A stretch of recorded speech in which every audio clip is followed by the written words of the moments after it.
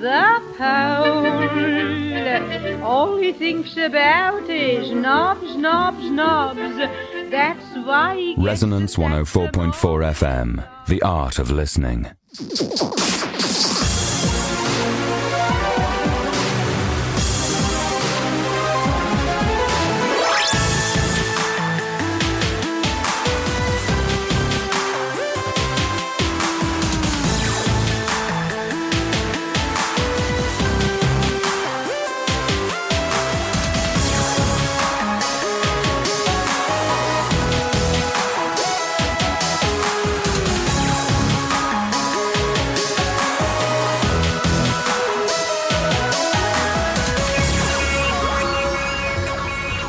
Hello, good evening and welcome to One Life Left on Resonance 104.4 FM. I'm Steve Curran. I'm Simon Byron. And there is no Anne this week. We're Anne-free. We're Anne-less.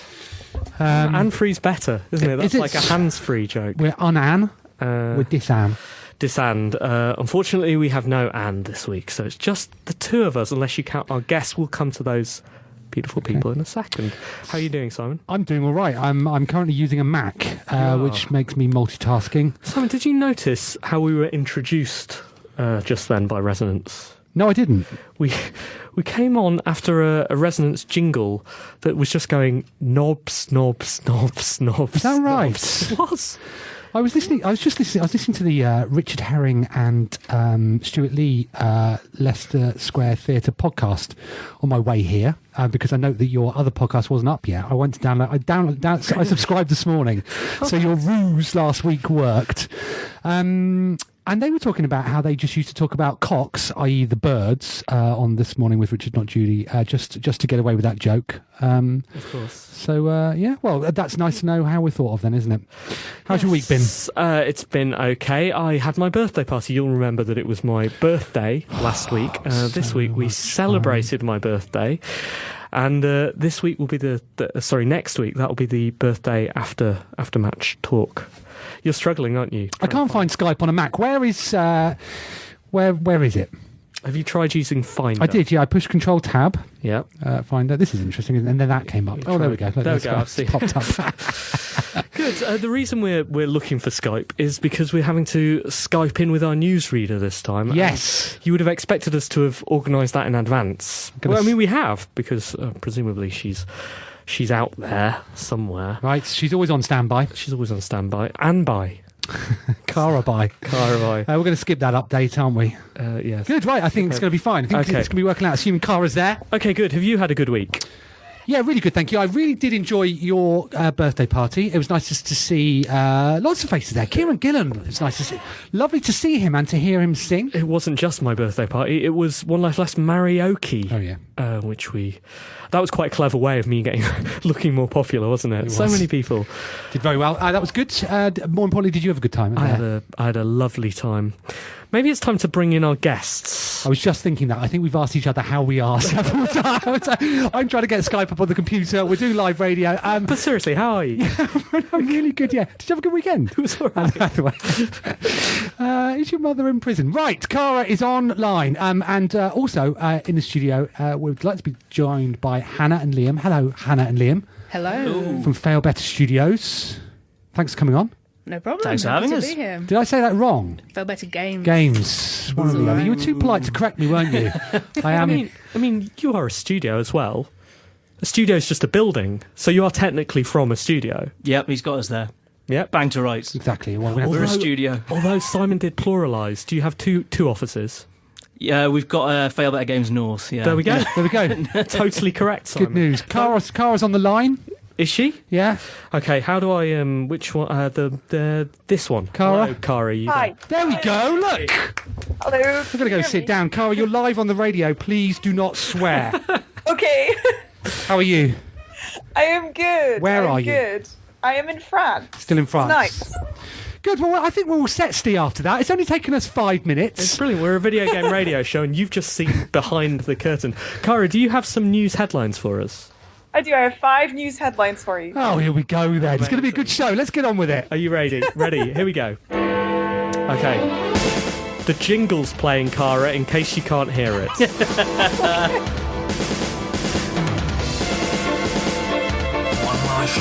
life left. One life left. One life left. Video game news with Cara. Yeah.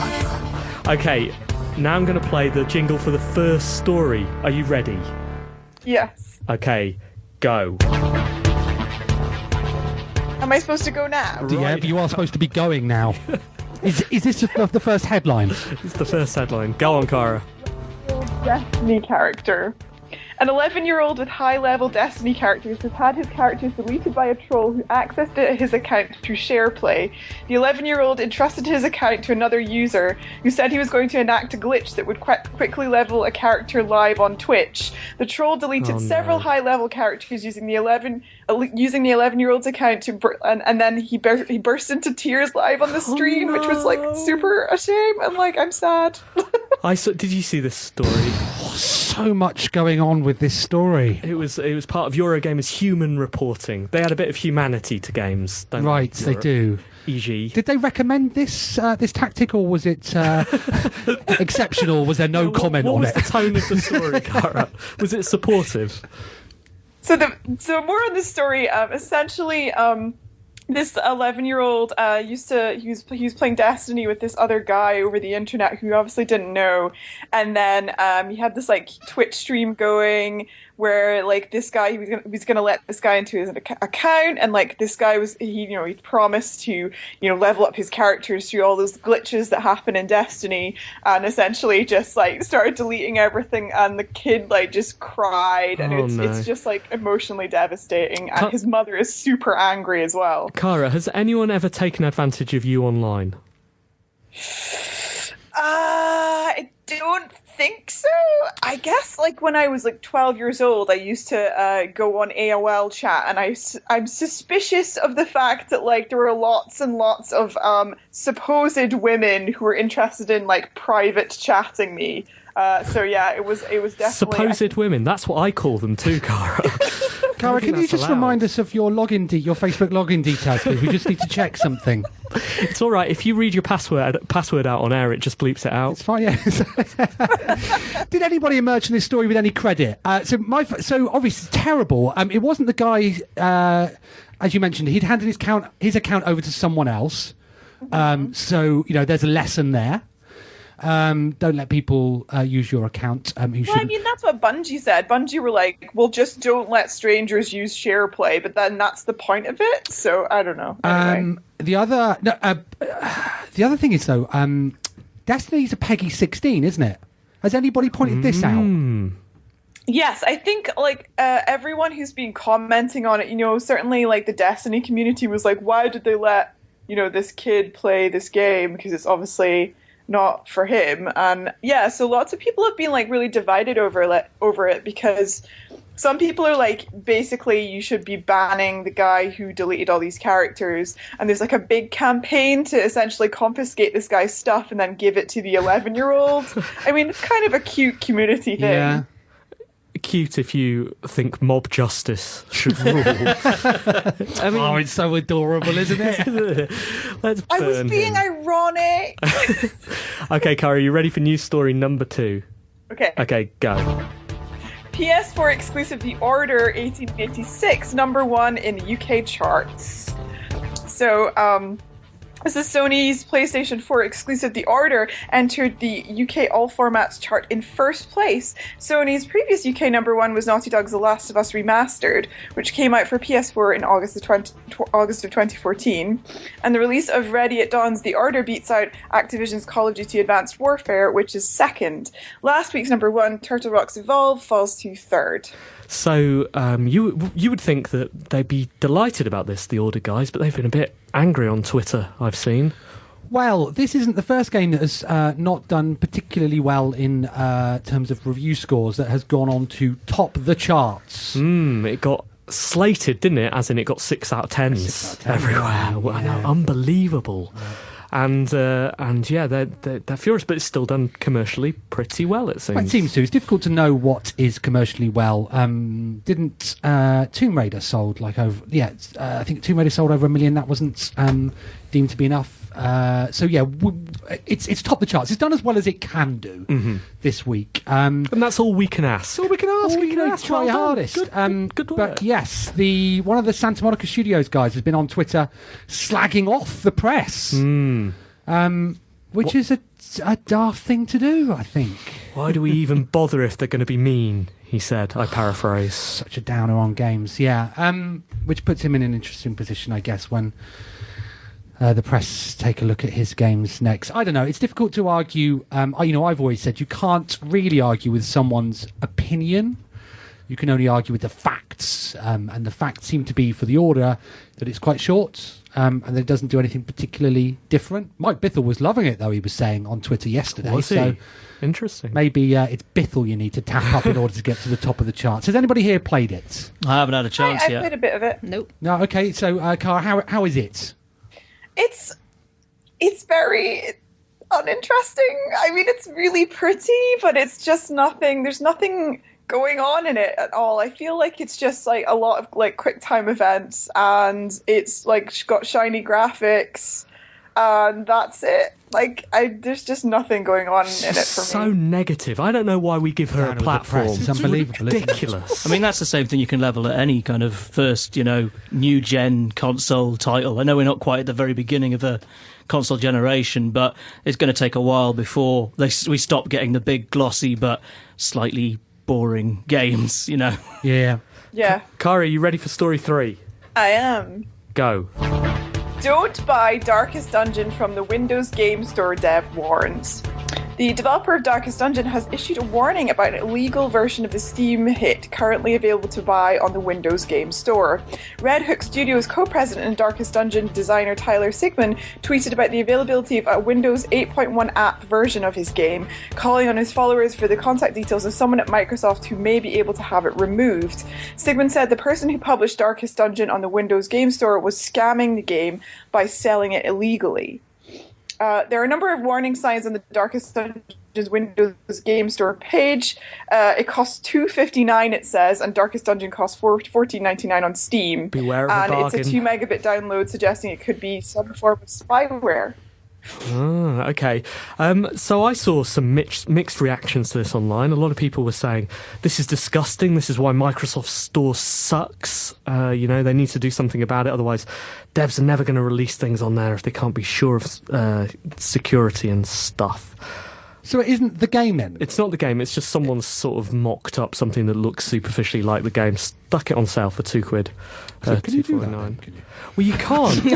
But then, Interesting. some people will respond to this saying, "Listen, it's you raise a good point. Obviously, you'd expect Microsoft to be looking after stuff like this, but then again." If you have a very closed platform like Apple's, then you complain that it's really, really hard to get stuff on there and they're deleting things and goodness me, what about freedom of speech? So they're kind of damned if they do or damned if they don't, aren't they? Is Sunless Sea available on the Windows 8 store? Fail better. Not Karen? yet. Not And if yet, we no, see but it it will up be in a there- matter of hours. How do you? Right, I see. And it's interesting that the comment that it's only a small file size is taken into. Does anybody else check how big something is when you're about to pay for it?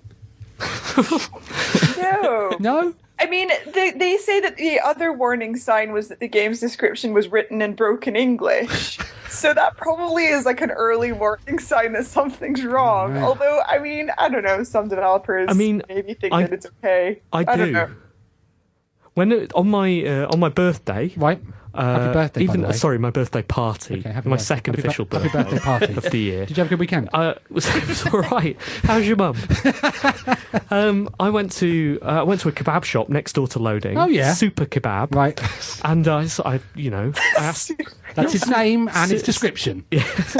Well, you'd expect so. I asked for a halloumi wrap. It was £5. Right. And I was On your shocked. birthday? On my birthday. And I raised that with them, but they didn't care.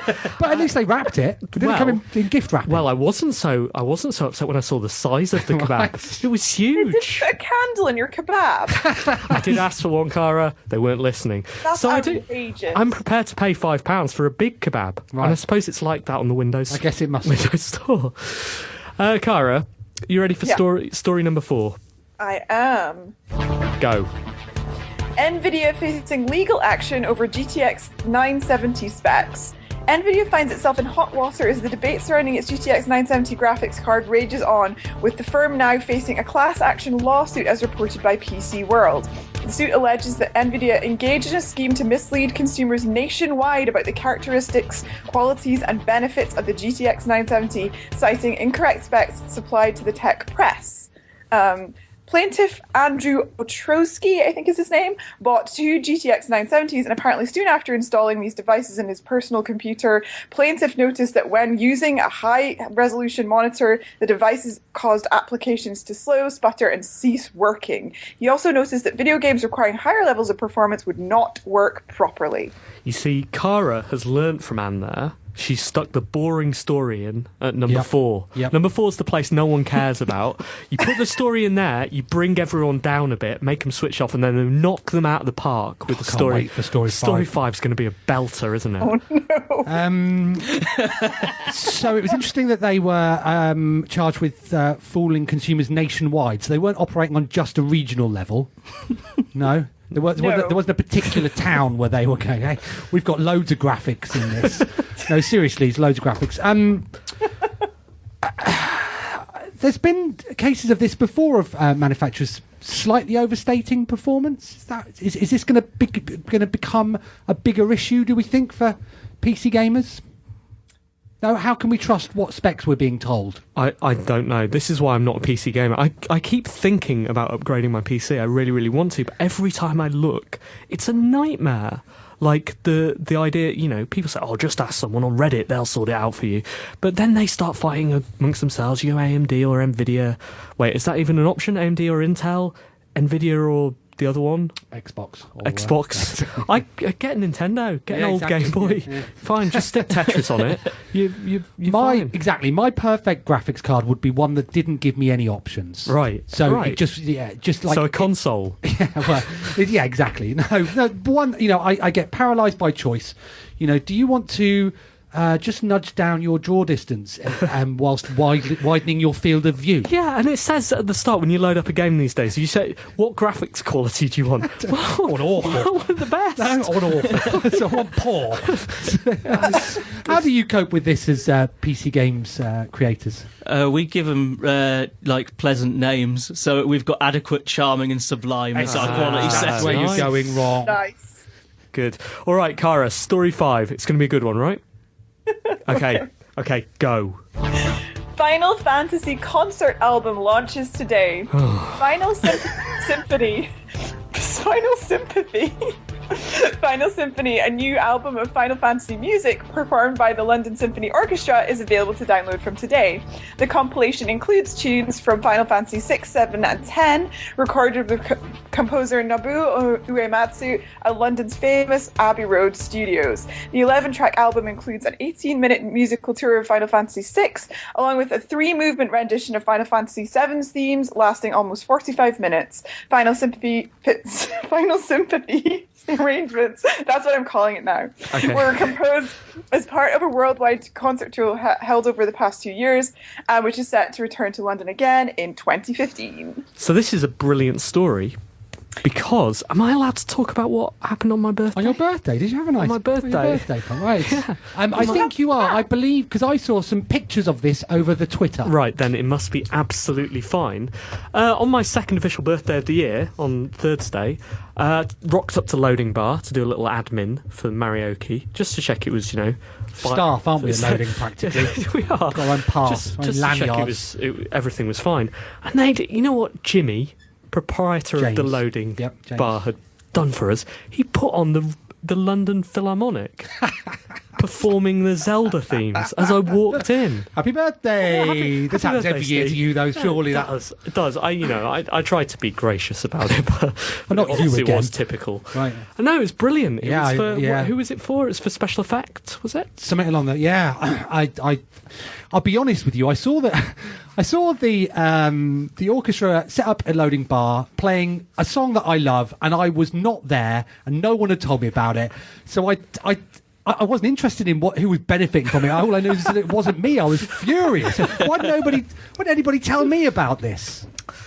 Did you appreciate it? You don't even like Zelda, Steve. I don't. No. I closed the curtain. And yeah, when I stood outside. Put your earphones on. I've started accidentally playing Ocarina of Time again. No, I have accidentally now, and now I'm back into it. Well, you fell into it. I got a new 3DS and I thought, I wonder if there are any improvements in the visuals for Ocarina of Time. I'll just load it up here now. And then next thing you know, you're getting the hook shot and then the boomerang and then I just got the catapult from the Deku tree. And, yeah. Oh my gosh, the Deku tree! I love the Deku tree. Well, exactly. Yeah. So yeah, I would have been a. What do you think of Final Fantasy music though? Well, 8 and 9. Right. Clearly, like the Philharmonic Orchestra. Why did they skip those then, Carla? We've got all the music from 6, 7, and 10. Says a lot, that, doesn't it? There's some composer somewhere fuming that his work's been completely ignored. What? Brilliant. Okay, thanks, Cara. Well, thank you. One Life Left video game news with Anne Scantleberry.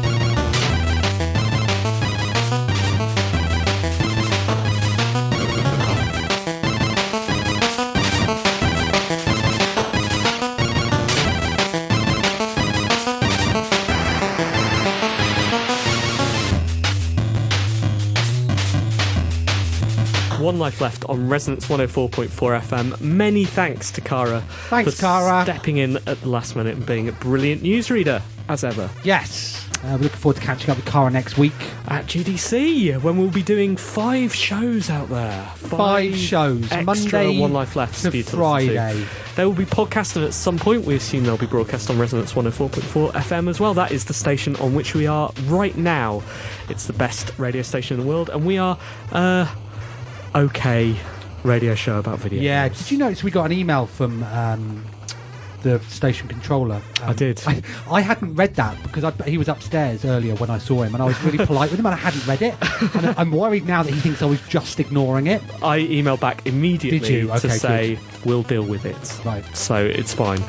This is... What is this? This is Dope Rhymes by Wholesome Family Music. It's from chipmusic.org. You can download this and lots of other brilliant pieces of chip music from there. Simon, shall we do some interviews? Hannah and Liam, thank you so much for coming in. Apologies for the slightly rough start. I was going to say normally that we're better than that, but in truth we're not. Well, it was someone's birthday recently, so, to be Still expected. recovering. Yeah. This isn't the first time that Fail Better Games has been on the show, is it? No. No. Last time you came, we were talking about Sunless Sea. Yep. Which was still in development then, and you also hinted at an announcement. And now Sunless Sea has come out of early access, Yeah. is it? It's a proper game. It's all grown up. Yep. And we're able to talk some more about the stuff you hinted at. So tell us about Sunless Sea. Well, this time last year we just entered early access, and after 7 months in development, we released Sunless Sea at the beginning of February. At the bottom of your email correspondence, Yes. You say, explore an ocean, smuggle silken souls, devour your crew. Yes. Is that an adequate description of the game? Worst comes to worst, yes, you do eat your crew. Okay. I mean, all the time. I mean, it comes Pretty to worst a often. lot. Does it? You die a lot. It's a hard game. What we should do, we should bring people up. Because obviously all of our listeners listen to every show. Yeah. But we should just bring them up to speed with exactly what you do in Sunless Sea. What sort of game is it? Sunless Sea is a nautical roguelite exploration game which features frequent death and cannibalism. And Is that good enough? What more do you want? well, I want no more. Tell us where Sunless Sea is set. Well, Liam. Well, it's set in the same universe as our first game, Fallen London, which is a sort of alternate reality, sort of 19th century, where London has, for mysterious reasons, been dragged underground into a massive cavern and been plonked on the edge of it, and it's your job to go and explore all the various islands and the kind of nasty gribblies that lurk beneath the sea and the strange and exotic people that inhabit all of the different islands. I've been reading an awful lot from the respective PC games sites. Rock Paper Shotgun have been doing a lot on Sunless Sea, and I've not been lucky enough to play it myself yet, but the people seem to be really enamoured with it. The way that they talk about Sunless Sea seems to be incredibly personal. They're surprised by the stories that it's telling, and how has the reaction generally been for you? It's been astonishingly positive and gratifying, and we got the last 10 out of 10 from Eurogamer. And now they're calling us essential. So right, shut down the Did you get the last system, 10 out of 10? That's it. We're done here. We've done enough damage here, folks. 10 out of 10. And that was by Simon Parkin as well. Simon Parkin, yeah. I read that piece, and I don't think I've read anything that's made me want to play a game more. I completely agree. Yeah, and that's what's struck me about whenever anybody's been talking about it is that you can read stuff and go, yeah, that's not for me, or yeah, I will get around to playing that. But it's. I mean, it sounds exactly like it's for me. It sounds. Did you write this for Steve's birthday? Yeah, did you write it? It's okay if you guys did. Honestly, I'm flattered rather than embarrassed. But it reminds me of some of I talk a lot on this show about Road Not Taken, which is one of my favourite video games of recent times. Also about Nicholas's Knit Underground, which again I think is a wonderful storytelling game from which players derive different things, even though there is a strictly authored narrative in there. Yeah. That's a really challenging thing to do. It's a tough line to walk on. There's 250,000 words of story in Sunless Sea, and there's over 1 million in Fallen London. But the emergent stories are, I think, what people have responded to the most, and a lot of the reviews have been first-person accounts of, well, my crew did this, then I did that, and then we all died. And then I ate them. And I ate them, but we made it back alive, and then next time, I had to bury this captain under the waves, and it gets people by both ears, and it's a game of solitude, and it's a game that you spend a lot of time with. And I think all of the reviewers had put in 12 or 15 or 20 hours before they... Because you can check, can't you? Yeah. Right. Who put in the most? How much did Parko put in? I couldn't tell you. The most hours in the game by any player is over 400. And that was before release, even. Right. I think they must have left it running or something. That seems... I know the guy. He's well into it. I'm specifically interested in how many hours Simon Parkin put in. Can you find that out? Our Steam backend, couldn't tell you. Yeah, and how many hours per letter in recommended was that? Given that we couldn't do how many hours per points. You're becoming quite, obviously known for this sort of like very narrative heavy. Which is interesting in that there's a big debate at the moment about how big games should be, and if you've got 1 million words in Fallen London and 250,000 in Sunless Sea, it's what do you think the appeal of such sort of broad, endlessly replayable games is? I think that the secret really is just content, just lots and lots of content. It's always been one of the driving principles in the games that we do. We just want to create as much content for people to enjoy as possible, and then just give them the kind of tools to sort of build a narrative with that.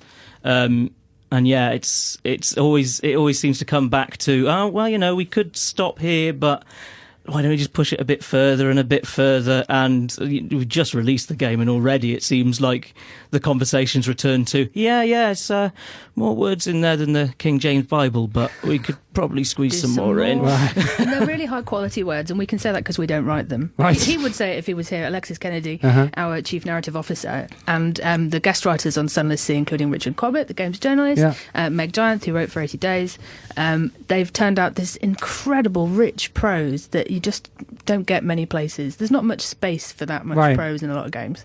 It's always struck me that early access, I think, is a really, really useful thing for developers, or can be, but narrative games are a bit of an odd fit for early access. Yeah, it was a hard line to walk, that one, particularly when we first launched it. we did have this real feeling of, is there enough for people to kind of get dug into?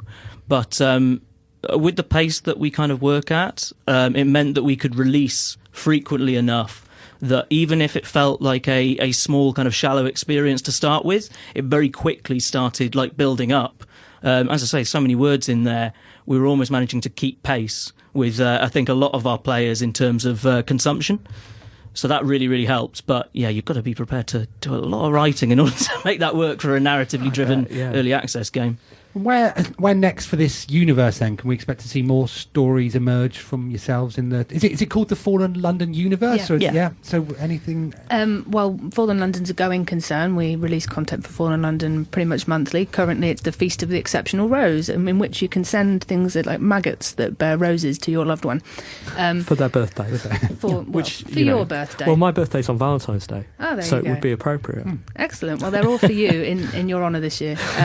And we have festivals and feasts in that game all year long, and we're also going to be working on the first piece of DLC for Sunless Sea, which was confirmed as a Kickstarter stretch goal. It's funded, and it's called Submariner. Good stuff. Now, before we move on, just briefly tell us about your work with Bioware. That's exciting, isn't it? Yes. That's an exciting thing that we did last year. We released a Fail Better style narrative game that bridges the gap between Dragon Age 2 and Dragon Age Inquisition. It's available to play at the Dragon Age Keep. How was that working with those guys? Well, it wasn't really us, but it was the experience of a lifetime, I think, for some of our writers. It was the first thing when I got hired, was it's like, oh yeah, nice to have you on board. By the way, sign this non-disclosure agreement because we've been working on this project now for 2 years and we don't want you to blow it now. It was a long time. Coming to fruition, and but it was really, really amazing, and it was so interesting to see the development of Dragon Age Inquisition, and even just in a small way to feel like we had a stake in that. So when they kind of when they'd release stuff, we'd be like, oh wow, that's amazing, we can't tell anyone. We really want to tell people. It's cool. There's a place that Alex made up that's on the map in Dragon Age Amazing. Inquisition that you can send people to. Fantastic. You can point at it. Where can our listeners find out a little bit more about the work that you're doing? We are Fail Better Games everywhere: Twitter, Tumblr, YouTube, Facebook, anywhere that counts. And Sunless Sea is available on Steam, Humble, and GOG. Good stuff.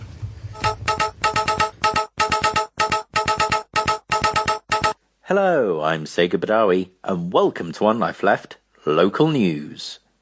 An incident has occurred where a train full of Koopa Troopers, who were in town to support the Bowser All-Stars, refused to let a toad onto the carriage. Video footage obtained by our reporter showed the Koopas using unnecessary force against the toad and even chanting horrible things like, "He's got a mushroom on his head." We spoke to the manager of the Bowser All-Stars, who denounced the people involved in the incident and had this to say: "I am saddened to see that people claiming to be fans of mine would act in such a way. I have always asked my fans to treat people the way they wanted to be treated themselves, unless the other person was Princess Peach, in which case they should kidnap her and bring her to my castle so she can bake me a cake. I am angry at my fans for doing this, despite there not being mushroom on the train. Get it? Oh, Bowser, you were doing so well.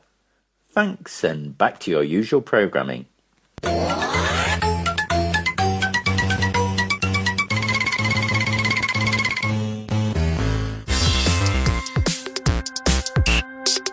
Email, messages, and forward BCCs. One Life Letters. Thank you very much for your correspondence this week. We only had to ask once. We got loads of letters. I'm going to start off with Joe List's quick update to his correspondence last week. Says to team at onelifeleft.com. He says, "I don't have a question, but last week you made me feel pretty bad for not saying happy birthday in my email, so happy birthday. I hope one day you can forgive me." And he includes a picture of 3 dogs with little party hats on. Apology accepted, Joe. Yeah, I'm sure we can move on now. Yes. Excellent. Okay, Robert Wells, Weasel Spoon, writes, "Dear team and SSG." SSGs this week.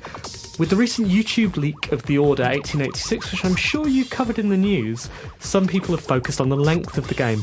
I'm a fan of the short game. I like games that are finite, that I can put down with satisfaction. It's even better when there's more to go back to if you want it, like Portal.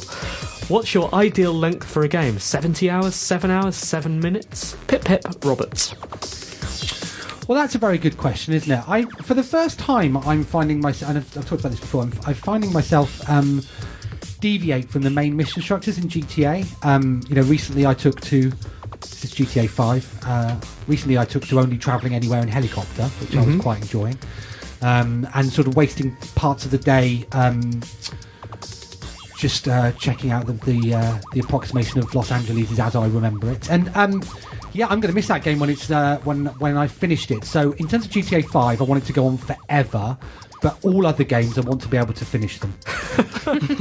I think it's different. So what does that mean in terms of hours? If we talk about roguelikes, FTL, Spelunky are two games that I've never seen the end of, but I could happily play forever.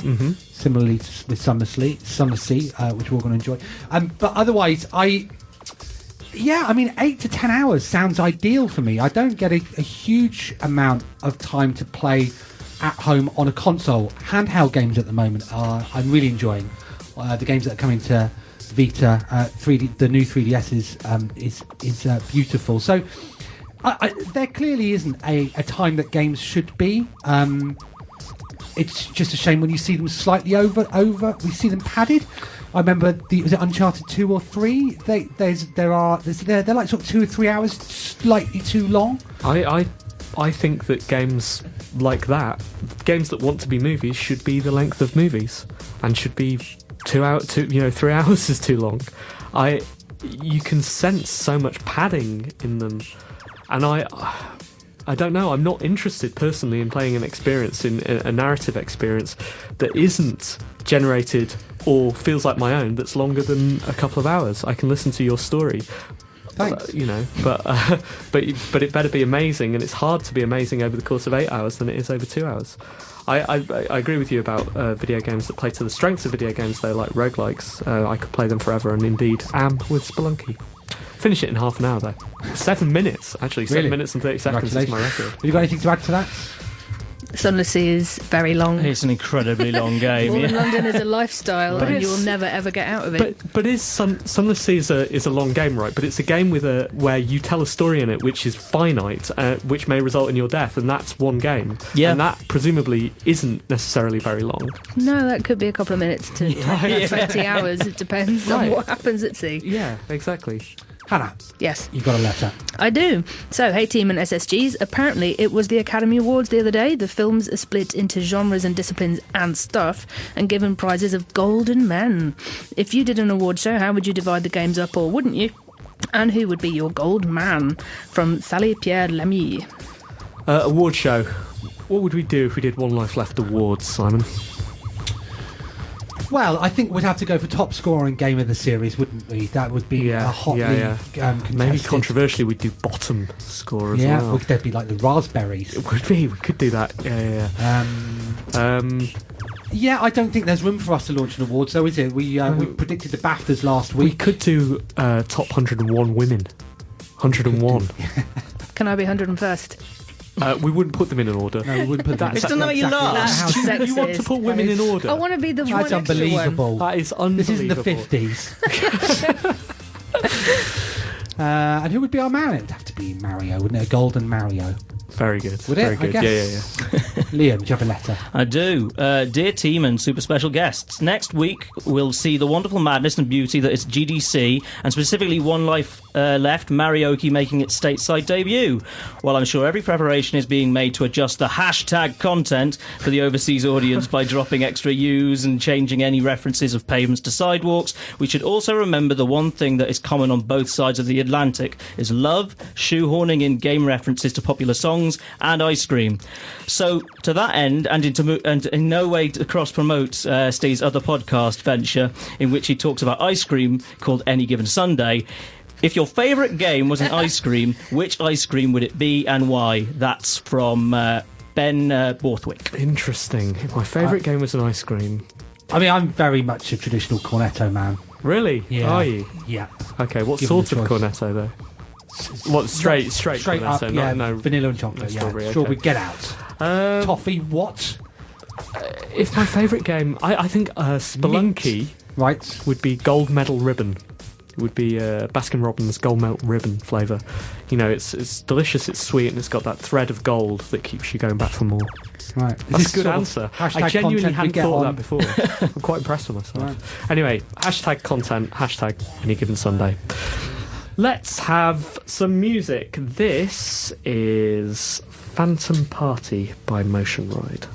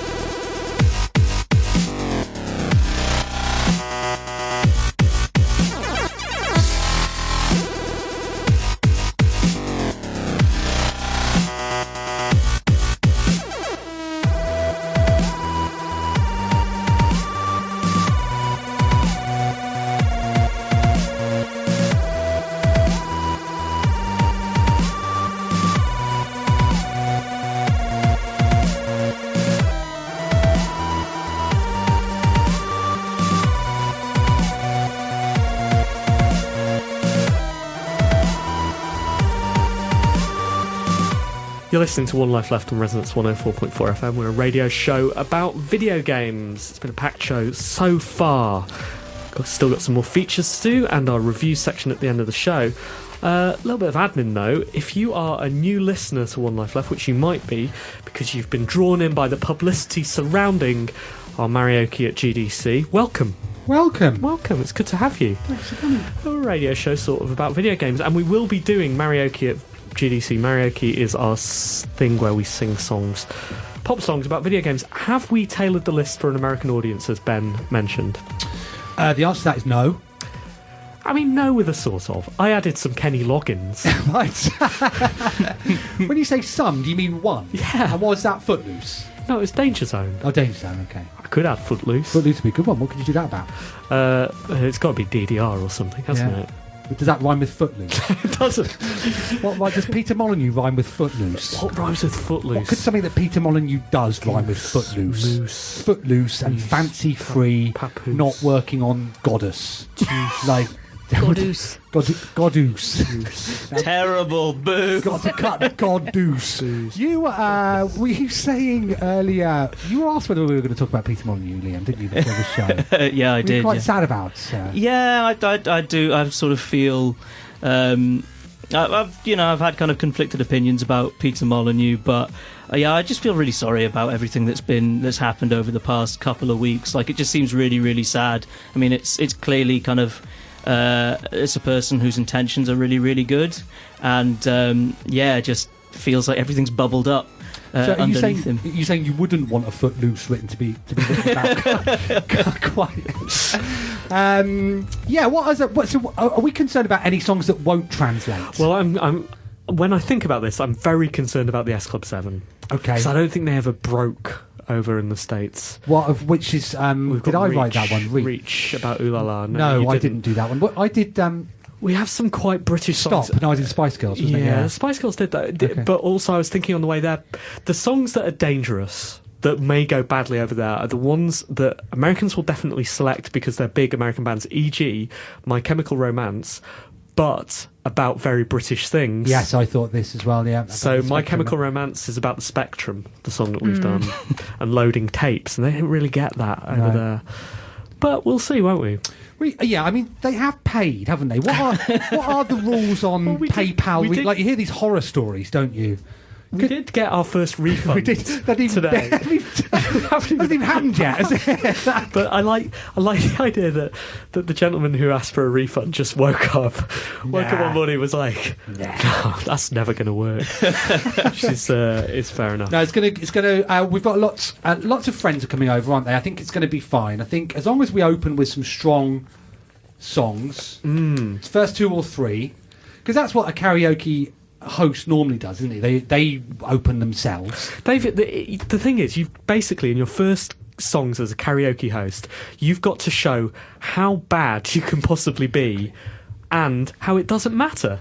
You've got to set a bar that's really low but at the same time involves everyone in the room, which is why, Park Life is a really, really good one to go first, because everyone can sing along, shout along, but also we're quite bad. And if you're Valve, you can walk out during it. Which literally happened.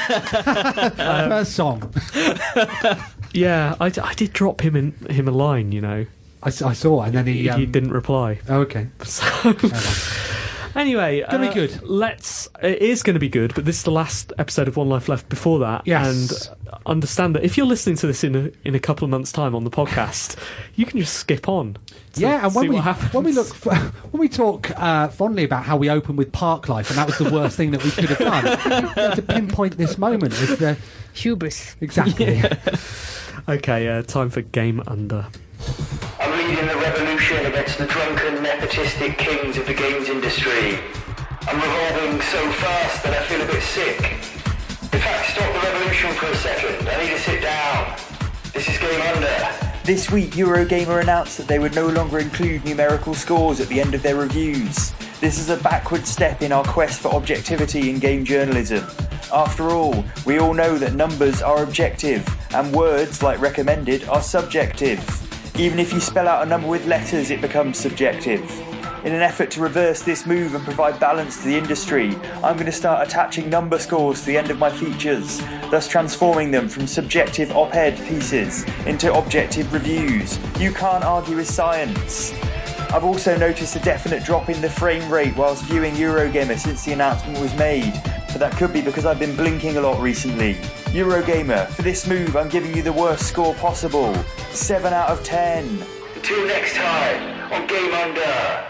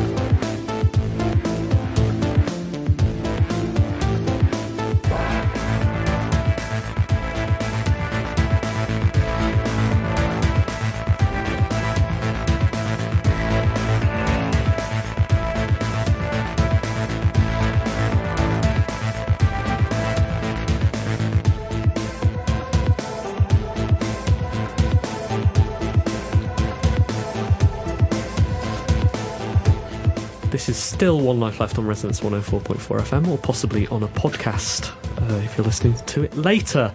We were just talking shop, weren't we? You told our Fail Better friends a secret there, didn't you? I did. A bit of a secret, yeah. A little bit of a secret. Yeah, don't mention that, okay? But we'll tell everybody about everything you're doing. What are you doing, by the way? We're good at NDAs, we don't mind. Well, yeah, we're going to be working on Submariner. That's what we're doing. 24 hours a day. And then going to GDC. Hey. So at GDC we're going to be doing some shows there, and one of the things we're going to be doing on the show is making a video game for Resonance. We're going to be making a game that, allows us to continue to brand. be monetize the brand and continue to be in Resonance's good books, which we're slipping out of. As we found out from the email from the station controller. Yeah. So we're going to make him a game. Yes. It's the gift that keeps on giving, because Exactly. you'll keep on buying it in the App Store. And we've been talking about this over the last few weeks. And the game that we're going to make, we decided on this last week, is we're going to make a game where you have a. I'm going to describe this to you. Paint a picture in yours and the listeners' heads. You have a plank, right, or a thing. A flat thing. Well. You know, flat Bangman. thing. You know, Bangman, the Sun's game of the year so far in January. Yeah. So it's like that. Yeah, you have a plank. You have 3 objects representing the presenters of One Life Left. That is Anne, Steve, and Simon. They drop down, and you have to tilt 2 of them, but not the third, the one specified, off the plank. You see? Mm-hmm. Then there's only 1 life left. When you've done that, you get a point, and the other 2 drop down again, and a different one you've got to knock off. You see? Or maybe the same one. So you're trying to make a chain. You're trying to do it as many continuously times. knocking people off the, or sort of sliding them off the platform. Yeah, Weeble like a little wobbles. kids. Yeah, very simple, tactile. right? If we do it based on this week's show, of course, we won't have to render Anne. It'll be less work. Be fewer work, won't it? Maybe we detect what processor you're running on. And so do you have any contributions you'd like to make to that game, either design or if you want, you can offer to make it for us? I think the surface of the plank should be a variable game option, so a slimier one or ice. Ice level, fire level. Yeah, fire level. Interesting. Do you know if there are any ice or fire plugins for Game Maker? Just out of interest. We could do it. Yeah. We're just curious. Actually, Steve, I think we just need to set a variable for friction, don't we? No, I think that's the solution for that. I think we'll just stick it in an array, Yeah, right? that's right, Just yeah. put it in an array. Yeah. Anything else you'd like us to add to the game?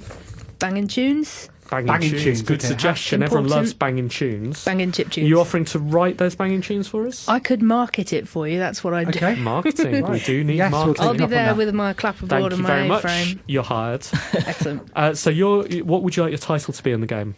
Well, Alexis In the calls me credits. the blue-haired communicarch. Okay. So Okay. that's what I am. Blue-head communi. Cark. He made Cark. it up. Yeah, Okay. like oligarch, but Oh, okay. communicarch. I see. Liam, what are you going to be on our game? I'll be Mondo Power Lord. Mondo Power. You'll have to do quite a lot for Mondo Power Lord. What is the fire ice not? I'm not pulling my weight with that. That's the winning We formula. solved that. We were the engineers. We solved that with the variable. We have friction equals friction, I don't know, like plus 1. What is the friction of fire? It's 4. Brilliant. Okay, solved. I think it's time for reviews, isn't it? Let's do it. Okay, Simon, what have you been playing this week? Well, we're a little late with reviews this week, so I won't be able to go into as much detail as I probably should with this. But hey, I've been playing Monster Hunter 4 Ultimate or Ultimate 4 or whatever it's called. Have you heard about this? I have. It's the one where you have to cook steaks, right? It's exactly what it is. That's what it says on the box. Steak it says cook cooking game. steaks, and then that's it.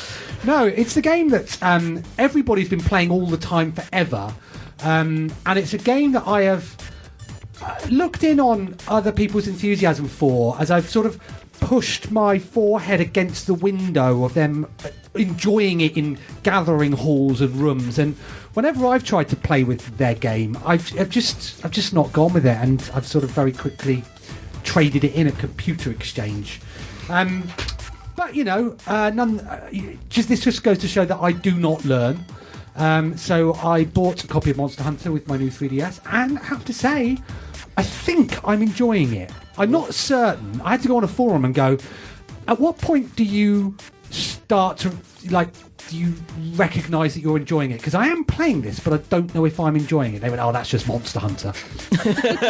So you start as a character, and then you have to hunt monsters and use their bones and meats and stuff you find on a hunt to create more armour, which enables you to fight more monsters. They become increasingly difficult. I did have I went on my first urgent quest, and I got knocked out twice. If you get knocked out 3 times, you have to start it again. And I've been playing for about 40 minutes. And I'm not somebody who likes repeating the same thing many times. So I thought, if I die, I'd close my 3DS and had to go and do a full day's work, and then on the way home, I'm like, if I have to do this again, I'm just not going to bother. I know I think the game knew I defeated the monster, and now I've carried on playing it. So I'm getting into it more. Not certain whether I'm enjoying it, but yeah, there's a lot in there. 7 out of 10. Okay, guys.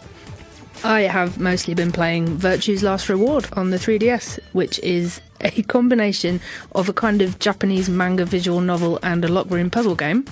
And I'm very much enjoying playing it with my wife, except for where we have to throw the DS at the wall because we can't do it. And I would mark it down because the player character is sometimes revoltingly sexist. In that way that only a kind of otaku-style Japanese main player character can be. So I'd have to give it a 7 out of 10. That seems fair enough. I've basically been playing nothing since about December, but Dying Light, which I'm really, really enjoying. Like, it's a great combination of action, parkour running, and smashing the heck out of zombies in this big open world city.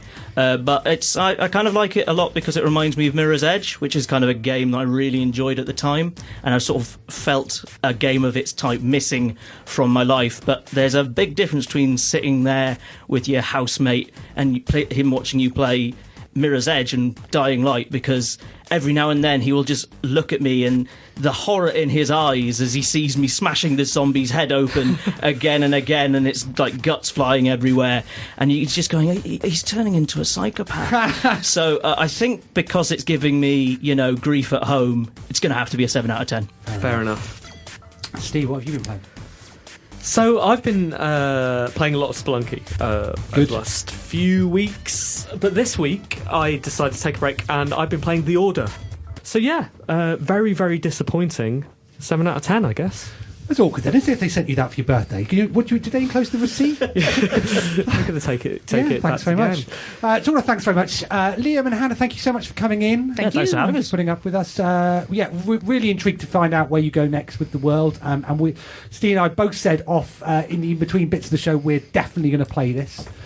So we'll see you there. Everybody else will see you in GDC. Can't wait. See you. Really, really excited. See you soon. Bye. Bye.